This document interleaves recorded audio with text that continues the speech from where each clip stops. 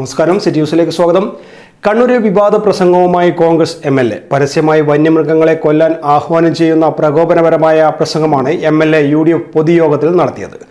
ജനവാസ കേന്ദ്രത്തിൽ ഇറങ്ങുന്ന കാട്ടുപന്നികളെ വെളിച്ചെണ്ണ ഒഴിച്ച് കറിവെക്കാൻ നിയമം വേണമെന്നാണ് പേരാവൂർ MLA സണ്ണി ജോസഫ് ആവശ്യപ്പെട്ടത്. UDF അധികാരത്തിൽ വന്നാൽ കാട്ടുപന്നിയെ വെളിച്ചെണ്ണയൊഴിച്ച് കറിവെക്കാൻ നിയമം വേണമെന്നും സണ്ണി ജോസഫ് MLA പറഞ്ഞു.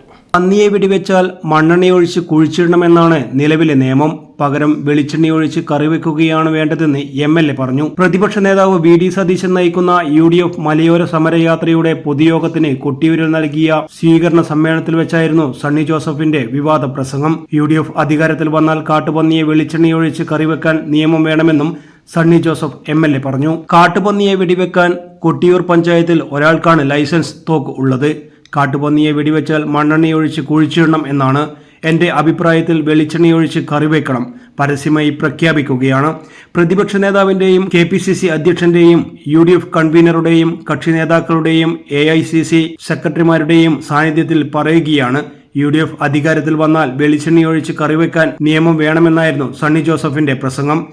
കൊട്ടിയൂർ ആർക്കെങ്കിലും ലൈസൻസ് ഉള്ളത് നോക്കണ്ടോ? റോയി ഒരാൾക്കാണ്. കൊട്ടിയൂർ പഞ്ചായത്ത് പ്രസിഡന്റ് സാക്ഷ്യപ്പെടുത്തുന്നത്. കൊട്ടിയൂർ പഞ്ചായത്തിൽ ആകെ ഒരാൾക്കാണ് ലൈസൻസ് നോക്ക്. പിന്നെ എവിടെ നിന്ന് പന്നിയെ വെടിവെക്കും? എൻ്റെ അഭിപ്രായത്തിൽ CP ജോൺ പന്നിയെ വെടിവെച്ചാൽ അതിനിപ്പം മണ്ണെണ്ണ ഒഴിച്ച് കുഴിച്ചിടണം. എൻ്റെ അഭിപ്രായത്തിൽ അബു മണ്ണെണ്ണ ഒഴിച്ച് കുഴിച്ചിടുന്നതിന് പകരം വെളിച്ചെണ്ണ ഒഴിച്ച് കറി വെക്കണം. ഞാൻ ഈ യോഗത്തിൽ പരസ്യമായിട്ട് ഞാൻ പ്രതിപക്ഷ നേതാവിൻ്റെയും KPCC പ്രസിഡന്റിന്റെയും UDF കൺവീനറുടെയും കക്ഷി നേതാക്കന്മാരുടെയും AICC സെക്രട്ടറിയുടെയും സാന്നിധ്യത്തിൽ പറയുന്നു, UDF വന്നാൽ വെളിച്ചെണ്ണ ഒഴിച്ച് കറിവെക്കാൻ നിയമം വേണം. നേരത്തെ ജനവാസ കേന്ദ്രത്തിൽ ഇറങ്ങുന്ന വന്യമൃഗങ്ങളെ വെടിവെച്ച് കൊല്ലുന്നതിനുള്ള തമിഴ്നാട് മോഡൽ കേരളത്തിലും നടപ്പിലാക്കണമെന്ന് UDF ജില്ലാ ചെയർമാൻ PT മാത്യു വാർത്താ സമ്മേളനത്തിൽ ആവശ്യപ്പെട്ടിരുന്നു. News desk city news.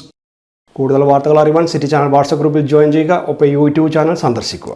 വാർത്തകളുടെ അവസാനിക്കുന്നില്ല. മറ്റൊരു വാർത്തയുമായി വീണ്ടും കാണാം. നമസ്കാരം.